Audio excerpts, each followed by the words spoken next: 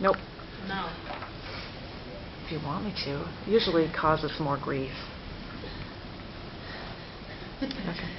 7 years ago, I remember holding my daughter when she was 2 weeks old and realizing that I was in charge of her safety and well-being.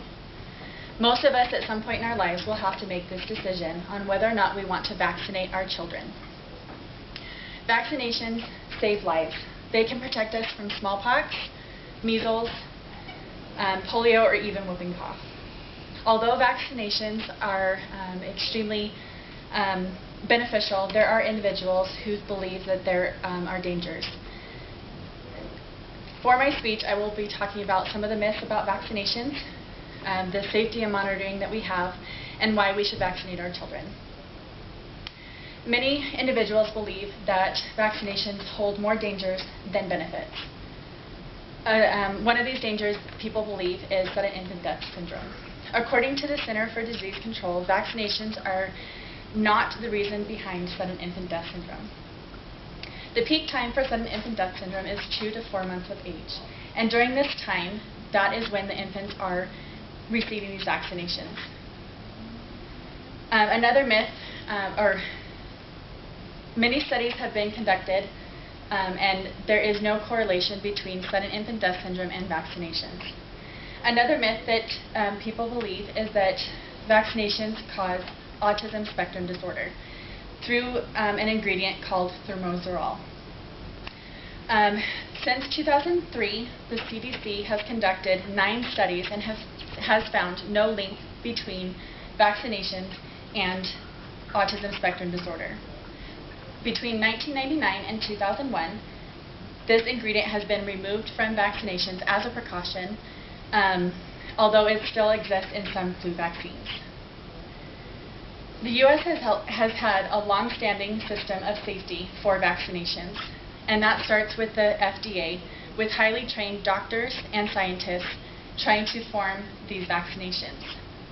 The FDA is in charge of the safety, effectiveness, and the availability of these vaccinations. Although a vaccine is not 100% safe for everyone or will react the same with everyone, this is the case with food, medication, or even our hand lotion.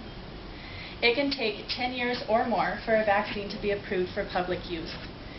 Through these 10 years, there has to be 3 effective trials with human subjects and before it is licensed for public use. According to an article written by Jibu Song, receiving vaccinations is the most effective way to prevent infectious diseases. It is roughly, vaccines save 2.5 million children's lives each year. When breaking that down, that correlates to about 285 children each hour. Most people are protected by the herd.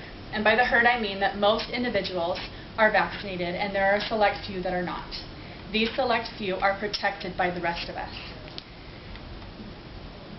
Although some people do not vaccinate, the more people that don't do this our herd is getting smaller and smaller. That means that the elderly, the young, and the sick are not protected by the herd. In conclusion, vaccines save lives. Each vaccine goes through many trials and testing before it is released for use. There have been many studies that have shown that infections do not cause sudden infant death syndrome or autism spectrum disorder.